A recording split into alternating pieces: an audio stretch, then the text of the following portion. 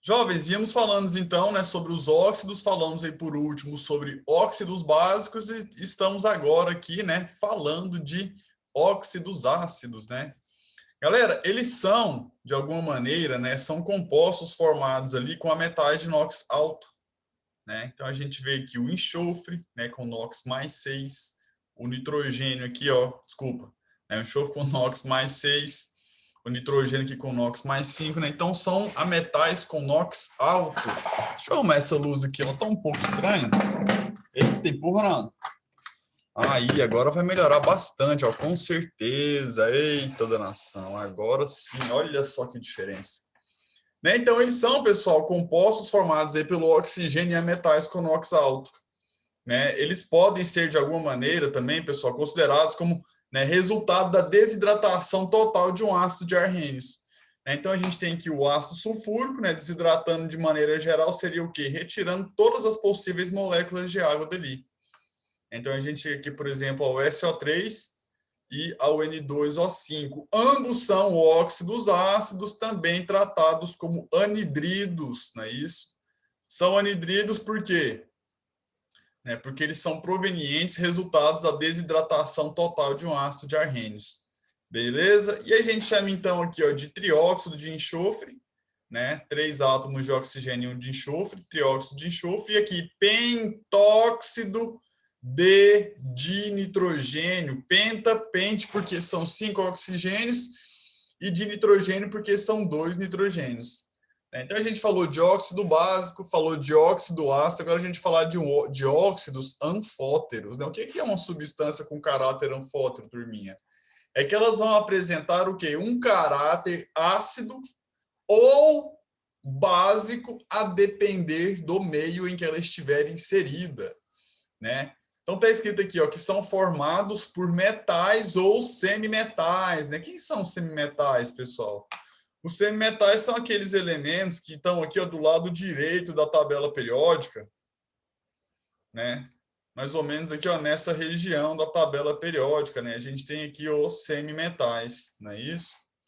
Então, eles formam aqui, né, óxidos anfóteros que vão apresentar um caráter ambíguo, né? Eventualmente como óxido ácido ou como óxido básico. Se o seu óxido anfótero estiver com meio, né, no meio de um ácido forte, ele vai se comportar como uma base e formar um sal e água. Agora, se seu óxido anfótero estiver em contato com uma base forte, né, aí ele forma um sal e água também. Ou seja, neste caso, ele se comporta como um ácido. Beleza? Então, os principais óxidos anfóteros são esses, né? O ZNO e o Al2O3. Beleza? Note que nós temos o Al2O3 se comportando, no primeiro caso, como base, né? Como óxido básico, porque reage com ácido. E no segundo caso, ele se comporta como um ácido, porque ele reage aqui com uma base.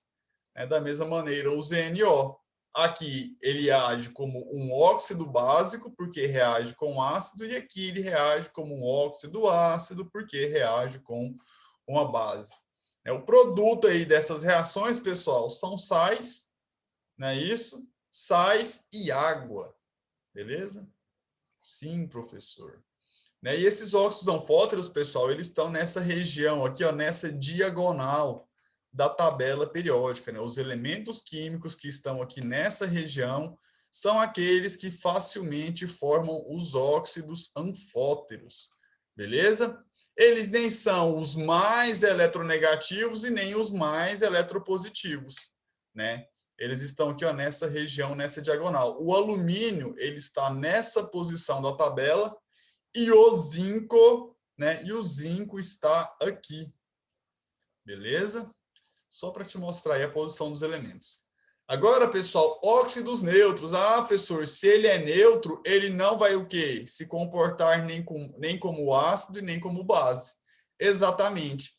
E também por isso, pessoal, eles não vão reagir com ácidos, com base ou com água, né? Eles são chamados óxidos neutros porque são o quê?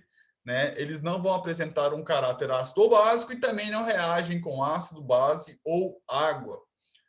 Os principais são esses aqui, ó, o monóxido de nitrogênio, né?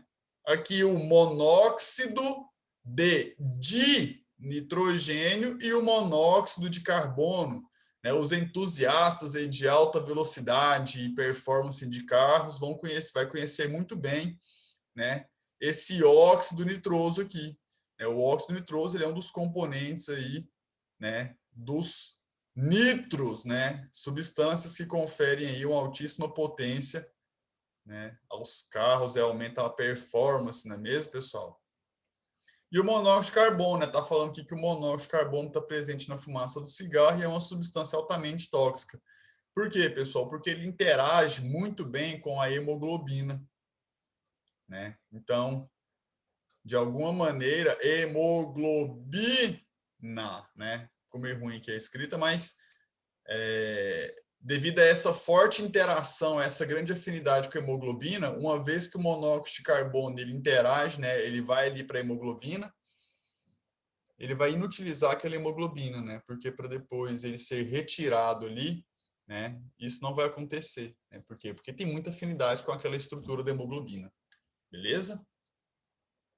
Bom, pessoal, os óxidos duplos ou mistos, né, tem como principal característica ter o NOx fracionário, né? E eles podem ser interpretados como se eles fossem ali a união, né, de dois outros óxidos, igual está escrito aqui no texto, ó, como se fossem formados por dois outros óxidos do mesmo elemento. Né? Então, o Fe3O4, você nota que o ferro, neste caso aqui, ele tem um NOx fracionário. Né? Ele tem um NOx fracionário. Por quê, professor? Eu vou te mostrar aqui. O NOx do oxigênio nos óxidos é -2. O somatório das cargas é 0. Então, a gente vai ter aqui, ó, -2 vezes 4, -8. A gente não conhece o NOx do ferro. Vou chamar de X. Como a gente tem 3 ferros, 3x. O somatório tem que dar 0. Então, 3x mais -8 é igual a 0. Então, quem que é o x? Passa o 8 para o outro lado, fica positivo, e o 3 passa dividindo. Né? Então, nesses casos, pessoal, o elemento ligado aqui ao metal, no caso, né, o elemento ligado ao oxigênio, ele vai ter um NOx fracionário. Beleza? Beleza. Então, veja aí que o Fe3O4 é como se ele fosse ali, constituído pela união do FeO com Fe2O3. Não é isso? Então, a gente chama esse composto aqui de tetróxido, porque são 4 oxigênios de triferro. Tetróxido de triferro. Beleza? Mais uma vez, tetróxido de triferro. Tá bom? Bom, então só para ilustrar, né? Tá aqui o Fe2O3, esse óxido misto tá aqui, ele é um ímã natural, né? A magnetita. E o que está acontecendo aqui, pessoal? Aqui a gente tem o quê? Né? A gente está pintando, né, professor? Exatamente. A gente está colocando ali o que se chama de fundo de pintura, né? A gente pinta ali a superfície metálica para depois colocar a tinta. Né? E esse fundo aqui ele é chamado de zarcão. Está escrito aqui, ó, uma tinta de fundo de cor alaranjada. O zarcão é aplicado em superfícies metálicas para proteger o metal do processo de oxidação. Beleza? Então, a utilização aí deste óxido misto. Bom, pessoal, e agora, né, vamos falar aqui dos peróxidos, né? Quem são os peróxidos? Eles também são compostos binários, né, que vão conter o oxigênio. O oxigênio vai ser o mais eletronegativo, porém, neste caso, o NOx dele vai ser -1, né? O NOx do oxigênio é -1. Só por que -1? Ora, galera, porque, por exemplo, nos óxidos, o oxigênio apresentava NOx -2. Alguém me chamou aqui. Mas por que é alaranjado? Leandro, eu não sei te contar. Eu lembro que eu passei por uma experiência em uma obra, que era uma estrutura metálica, né, quando eu estava trabalhando com engenharia. Galera, os arcão que eles utilizavam lá tinham dois, um que era um fundo cinza e um que era um fundo verde. Então, essa cor dos arcão, ele pode ter aí, né, diferentes tonalidades a depender da cor que você vai aplicar por cima para não dar muita diferença. Então, se, por exemplo, você vai pintar de uma cor vermelha, o zarcão alaranjado é interessante. Se você vai pintar de preto, o zarcão cinza vai ser mais interessante, porque vai ser uma cor que vai combinar ali. Tá bom? mas eu acredito aí, né, pela experiência que eu já tive, que a gente tem Zarcão de diferentes cores. Nada, estamos aqui para explicar o que a gente sabe. Então, galera, os peróxidos eles vão ter essa característica, né? O oxigênio vai ter NOx -1, né? Vai ser um composto binário, e o oxigênio vai ser o elemento mais eletronegativo. Nós vamos ter os peróxidos iônicos e também os peróxidos moleculares, né? Os peróxidos iônicos, a gente vai ter o íon O2, 2-, né? E os compostos aí que são os peróxidos moleculares, a gente vai ter este grupo O, né? E essas duas valências aqui, beleza? Bom, então a gente tem aqui o peróxido de sódio. Por que peróxido de sódio? Porque a gente vai ter aqui, ó, o sódio ligado ao íon O2, 2-, né? Na+, com o íon, né? O ânion O2, 2-. A gente cruza as valências e aí teremos o que? O Na2O2. Beleza? Peróxido de sódio, né? Que o peróxido de cálcio também iônico, e o peróxido de hidrogênio, que vai ser o quê? Um peróxido molecular. Por quê? Ora, porque nesse caso a gente vai ter ligações aqui, ó, de hidrogênio com o ametal oxigênio, né? Essa ligação entre hidrogênio e um ametal, o caráter da ligação é covalente, então, composto molecular. Jovens, a gente pode encarar o seguinte, né, que os peróxidos iônicos, eles reagem com água produzindo uma base. O peróxido iônico reage com água formando uma base e peróxido de hidrogênio.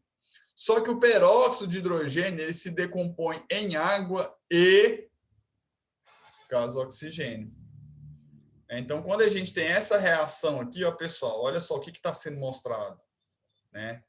O peróxido de sódio reagindo com água, por ser um peróxido iônico, ele vai formar uma base e o que? Peróxido de hidrogênio. Só que esse peróxido de hidrogênio, ele vai se decompor em água e meio de gás oxigênio, não é? Então, essa substância H2O2, ela vai, na verdade, resultar em água e meio de gás oxigênio. Então, como a gente vai ter uma molécula de água aqui no produto, a gente vai cancelar com essa uma molécula de água aqui, não é? E o que vai resultar? A gente vai continuar tendo aqui a base, né? E do peróxido de hidrogênio, o que vai resultar? O que vai sobrar? A molécula de água a gente cancelou com uma das duas que estavam ali, não é isso? Sim, e o que vai restar? Meio mol de gás oxigênio, tá bom?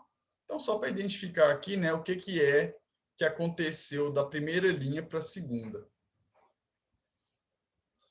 Bom, queridos, os superóxidos, por sua vez, eles são compostos binários, em que o oxigênio é o mais eletronegativo, só que aqui o oxigênio vai apresentar um NOx -meio, certinho? Esses superóxidos são compostos iônicos e vão apresentar o íon O2 -1, certinho? A gente tem aqui, ó, o superóxido de potássio. Professor, mas o NOx aqui vai ser meio? Exatamente. Olha aqui, KO2, não é? Sim. O potássio é família 1A. Então, aqui o NOx é +1. O somatório tem que dar 0. A gente não conhece o NOx do oxigênio, é X. Então, X vezes 2, 2x, ou seja, 1 mais 2x, que são as cargas, o total tem que dar 0. Então, quem que é o x, pessoal? O 1 passa para o outro lado negativo e o 2 passa dividindo. Então, o NOx do x aqui, né, no caso do oxigênio, é sim -meio. Beleza? Então, superóxido de potássio, superóxido de rubídio, superóxido de césio, todos eles compostos iônicos, né, que apresentam o íon O2 -1. Pessoal, né, aqui, né, com muito carinho, né, um lembrete aí, né, para que vocês não errem. Muito cuidado para não confundir óxido com peróxido ou superóxido. Esses compostos possuem fórmulas muito semelhantes. Na dúvida, determine o NOx do oxigênio. Então, por exemplo, aqui, pessoal, a gente tem o óxido de potássio, aqui peróxido de potássio e aqui superóxido de potássio. Essa distinção é feita exatamente porque no primeiro caso, no óxido, o NOx do oxigênio é -2, no peróxido, o NOx dele é -1, e no superóxido, o NOx é -0,5. Beleza? Então, a gente encerra por aqui, né, as funções inorgânicas. Vamos agora avançar, né, no estudo das reações inorgânicas. Nossa, professor, que massa! Não, demais, né? Professor, e quais são essas reações inorgânicas? Ora, pessoal, são as reações que vão ocorrer entre, né, compostos inorgânicos. Vou aqui compartilhar os slides e então avançamos. Ainda temos quantos minutos, produção? Agora são 2h30, né? 2h33. Agora, 2h33, então a gente tem pelo menos mais uns 20 minutos, não é isso? Então vamos lá. Então, compartilhando aqui, professor, que massa! Reações inorgânicas, é demais. Quais são essas reações? Né? Vamos aqui falar com muito carinho delas. Reações de adição, decomposição, simples troca e dupla troca. Né? Então, vamos lá, galera. Vamos lá. Né? Os 4 tipos de reações, não é isso? Então, vamos lá. Primeirinha de todas elas aqui, galerinha, são as reações de adição. É muito fácil identificar quando é uma adição. O que é uma adição? Né? Matematicamente falando, é uma soma. E aqui na química a ideia vai ser mais ou menos a mesma, galera. A gente vai ter 2 ou mais substâncias formando uma única. Né? Como se todas as substâncias reagentes se unissem e formassem uma coisa só. Então, a gente tem um exemplo que é a substância A, mais a substância B, mais outra substância, só que o produto é uma única substância. Beleza? O que é uma síntese parcial, galera? A gente tem síntese parcial quando as substâncias são substâncias compostas. Né? Então, a gente chama de síntese parcial quando pelo menos um dos reagentes é uma substância composta. Então, nesse primeiro caso aqui, nós temos o quê? As 2 substâncias reagentes são compostas, né? Então, sim, uma síntese parcial. E uma síntese total é quando as substâncias reagentes são substâncias simples, né? São substâncias formadas apenas por um elemento químico. O gás oxigênio é formado apenas por oxigênio e o gás hidrogênio ele é formado apenas por átomos de hidrogênio. Certinho? Um outro, né? Me desculpe. Agora, o que vem a ser uma reação de decomposição, galera? O que é uma decomposição? A gente vai pegar uma única coisa e essa única coisa, essa única substância, ela vai se dividir, ela vai se decompor, né, em diferentes substâncias, 2 ou mais. Beleza? Então, nós vamos ter aqui um exemplo, pessoal, né? Nessas 4 reações, são todas exemplos de decomposição. Uma substância se transformando em 2 ou mais, ou uma substância formando aqui outras, né, 2. Uma substância formando, no caso, 3 outras substâncias. Uma substância formando aqui outras substâncias. Né? Então, tratam-se de decomposição ou reação de análise. Beleza? Queridos, notem que nesses exemplos que estão aqui no quadro, né, a gente tem o símbolo de delta, e esse símbolo de delta indica aquecimento, certinho? Esse aquecimento aqui vai nos contar que são reações de pirólise ou calcinação. Né? O que é uma pirólise, professor? São reações de decomposição que acontecem por meio de aquecimento. Beleza? Então, a gente tem aqui alguns exemplos de calcinação. Falou calcinação é decomposição, professor? Absolutamente. com a característica específica, né? Essa reação de decomposição ela vai acontecer por meio de um aquecimento.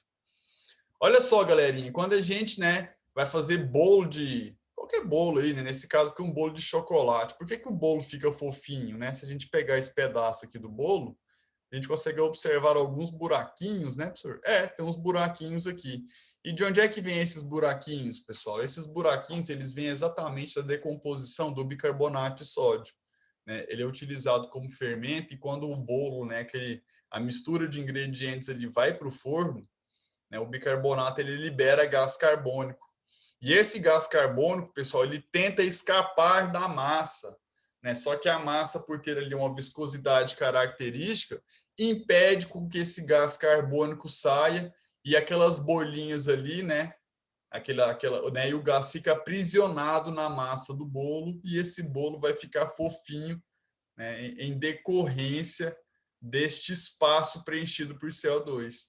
Né? Muitas vezes eu sou um cara que gosta de fazer bolo, eu já esqueci algumas vezes de colocar o fermento, aí o bolo fica maçudo, né, professor? O bolo você vai mastigando ele sem aquela massa muito densa. Então, tá aí um exemplo clássico, né, da utilização de uma reação de decomposição na hora, né, de fazer um bolinho, fazer um pão, não é mesmo? É verdade. Vamos aqui então falar, queridos, de reações de simples troca ou deslocamento. Galera, eu quero que vocês entendam isso aqui ó, da seguinte maneira. Quando a gente tem... Como que a gente identifica essa reação visualmente? É quando a gente tem uma substância simples reagindo com uma substância composta. A gente forma uma nova substância composta e uma nova substância simples. Certinho? Olha aqui, ó, uma substância simples, uma composta, formando uma nova simples e outra composta. Né? O que a gente tem aqui, pessoal, escrito aqui embaixo, né? Que essa reação ela só ocorre se a espécie A... Quem que é a espécie A? É a substância pura, né? Essa reação só ocorre se a substância pura ela for mais reativa que X ou que Y. Certinho? Só se ela for mais reativa que X ou que Y. Vamos entender como é que se dá essa ideia de reatividade? Primeiro, eu quero que vocês vejam o seguinte. Nós vamos ter metais deslocando metais. O que seria essa ideia? Por que a gente fala deslocar? Porque vejam bem, pessoal. Quando a substância A reage com X e Y, nesse caso, a substância A entrou no lugar de Y. Não é verdade? A substância A entrou no lugar de Y, ou seja, Y foi deslocado, né? Então a gente diz que a substância deslocada, ela vai formar, né, o elemento químico deslocado, ele vai formar uma nova substância simples. Certinho? Agora como que se dá, né, se a reação vai acontecer ou não? Né, a gente tem aqui uma fila de reatividade. Vou voltar no slide anterior, né, porque aqui tem uma charada, um pulo do gato. A reação só ocorre se a substância pura, né, que é o A, for mais reativo que o X ou que o Y. Certinho? Da substância composta. Vamos lá. Então, aqui, pessoal, é a tendência de perder elétron. Ela aumenta da direita para a esquerda. Então, esses elementos aqui, eles têm tendência de perder elétron com facilidade. Esses aqui, ó, mais da direita, não. Né? Eles reagem muito pouco. Eles são chamados o quê? Metais nobres, porque é pouco reativo. Né? E vocês já sabem aí, né, que os metais alcalinos e alcalino-terrosos, eles são muito reativos, certinho? Então, olha só os exemplos que a gente tem aqui, né? Reação de metais com sais, né? Uma substância simples, uma substância composta. Galera, por que essa reação acontece? Né? Se eu te perguntar, sem mostrar aqui a reação já pronta. Galera, por um acaso, o cobre vai reagir com a GNO3? Né? O que você tem que verificar? Nós temos o cobre, que é um metal, e a prata, que também é um metal. Notem que metais vão deslocar metais. Agora, professor, o cobre, ele desloca a prata? Aí a gente tem que ver se o cobre é mais reativo. Se o cobre for mais reativo, ele desloca a prata. Então, quando a gente vem aqui nessa fila de reatividade, o cobre está aqui. A prata, cadê a prata? Ah, a prata está aqui, ó. Então, pessoal, quem que é mais reativo? Aumenta a reatividade para a esquerda, não é? Então, o cobre, ele sim, ele é mais reativo que a prata. Se ele é mais reativo, o cobre vai deslocar a prata. Então, o cobre vai formar um composto com NO3, né, que é o nitrato de cobre, e a prata sai aqui como uma substância simples, né? Então, a reação ocorre porque o cobre é mais reativo que a prata. Agora, olha esse último exemplo dessa página, né? A platina, ela vai reagir com o AgNO3? A gente já está vendo que não. Agora, por que isso não ocorre, né? Então, entre a platina e a prata, vamos ver quem está aqui primeiro na fila de eletronegatividade. A platina está aqui, ó. A prata está aqui, não é? Por que a platina não reage não vai deslocar a prata? Porque a platina é menos reativa do que a prata, né? A platina, ela é menos reativa do que a prata. Então a reação não ocorre exatamente por esse motivo. Beleza? Então aqui, ó, reações de simples troca ou deslocamento, né? Metais com sais, não é isso? Agora, olha aqui, pessoal, metais com ácido. A gente tem aqui, nesse caso, o zinco, né, reagindo com HCl.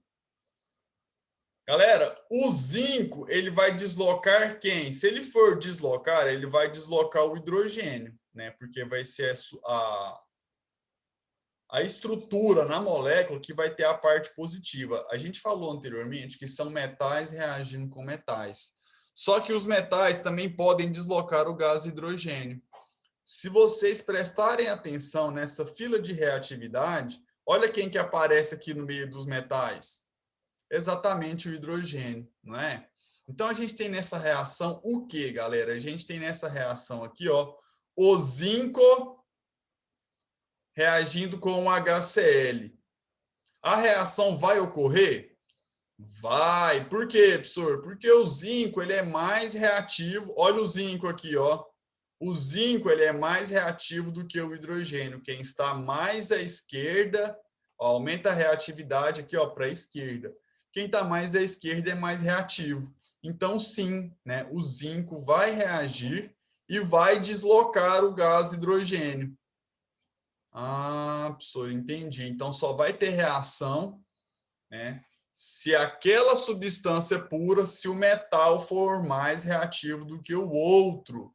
Neste caso, não é um metal, mas é o hidrogênio, e agora a gente já sabe que os metais podem deslocar o hidrogênio. Não é isso? Se vocês perceberem, pessoal, a reação entre a prata e o HCl não ocorre. Agora, por que ela não vai ocorrer, pessoal? Né? Porque a prata, ela é menos reativa do que o HCl. Olha a prata, desculpa, do que o hidrogênio. Olha a prata aqui, pessoal. Olha o hidrogênio aqui, não é? Então, a prata, ela é menos reativa do que o hidrogênio, então não ocorre reação. Tá bom? Então, pessoal, a gente tem aqui, né, uma exceção, né, da reação de simples troca ou deslocamento. O que acontece? Né? Os metais nobres, eles reagem muito pouco. Então, existe só um tipo de mistura aqui, ó, que vai reagir com metais nobres. É a mistura de ácido sulfúrico concentrado com HNO3, né? Então, essa solução aqui, galera, ela vai sim reagir, ó, com quem? Com a prata, por exemplo, não é isso? E também aqui com o cobre. Beleza? Por que eu estou mostrando a exceção? Porque, igual está escrito aqui, ó, elas não podem ser previstas na fila de reatividade, certo? Porque a prata, por exemplo, ela é menos reativa do que quem? Do que o hidrogênio. Não é isso? É, olha lá, ó. A prata é menos reativa que o hidrogênio E o cobre, pessoal, também é menos reativo do que o hidrogênio. Eu vou voltar aqui. O cobre também é menos... Olha o cobre, mais à direita, o hidrogênio mais à esquerda é mais reativo, né? Então, se perguntariam a questão, o cobre nunca irá deslocar o hidrogênio, isso é falso, né? Em mistura de cobre com ácido nítrico concentrado, sim, vai haver essa reação de deslocamento. Beleza? Bom, e aqui uma outra exceção, né? O ouro e a platina também podem deslocar o gás hidrogênio, né, com essa mistura chamada de água régia. É a proporção de 1:3 entre HCl e HNO3. Então, se vocês observarem, né, existe sim essa reação entre a platina e o ouro, né, com uma mistura de ácidos. Agora aqui, pessoal, né, a reação, né, ainda de simples troca, só que de metais com água. Quem é que vai reagir com água, pessoal? São os mais reativos, né? O grupo 1, os metais alcalinos, né? E cálcio, estronço, bário e rádio, né? Professor, então quer dizer que é o grupo 1 e o grupo 2, só que sem o magnésio e o berílio? Exatamente, não é isso? Então, essa reação com água, pessoal, ela libera muito calor, né? Então, eventualmente, a gente pode ver as reações aí, ó, na internet, a reação do sódio metálico com a água. Nessa reação, pessoal, vocês podem até ver o vídeo aí depois, começa a haver uma pequena explosão. A gente consegue ouvir estalos, né, e algumas explosões assim, né, lá no meio que está havendo a reação. Por quê? Porque o produto da reação é gás hidrogênio. E o calor liberado da própria reação, galera, vai fazer com que esse gás hidrogênio entre em combustão, né? Então, os barulhos que a gente ouve ali, né, são os barulhos relacionados à combustão do gás hidrogênio que ocorre aí no meio. Beleza? Então, de maneira geral, galera, olha, os metais, né, eles vão reagir com água, formando uma base, gás hidrogênio e calor. Olha só, o cálcio reage com água, formando hidróxido de cálcio e gás hidrogênio. Beleza? Professor, tô vendo aqui, ó, o metal cálcio está deslocando o gás hidrogênio. Sim, exatamente, né? Também previsível, né? Fácil de prever aqui pela fila de reatividade. Olha o cálcio é mais reativo do que o hidrogênio, então vai deslocar, né, professor? Sim, absolutamente. Outros metais, pessoal, eles também podem reagir com água. Só que eles só vão reagir se essa reação tiver o quê? Um aquecimento. Então, note que o magnésio, né, ele também reage com água, mas sob a condição de aquecimento, produzindo o quê? Um óxido e deslocando o gás hidrogênio. Certinho? Então, o produto da reação é gás hidrogênio e um óxido do metal, né, que está reagindo. Então, o zinco vai reagir com água sob aquecimento, formando um óxido e gás hidrogênio. O ferro reage com água sob aquecimento, formando um óxido e gás hidrogênio. Não é isso? É demais da conta. Galerinha, a gente para por aqui, né? Tô vendo que a gente já chegou no nosso limite da aula, não é verdade? E a gente continua a partir desse ponto aqui na aula que vem, tá bom? Um abraço a todos, bons estudos e qualquer coisa, contem comigo, eu tô na área, beleza? Valeu, coordenação, obrigado pelo suporte, até semana que vem. Um abraço, queridos, tamo junto.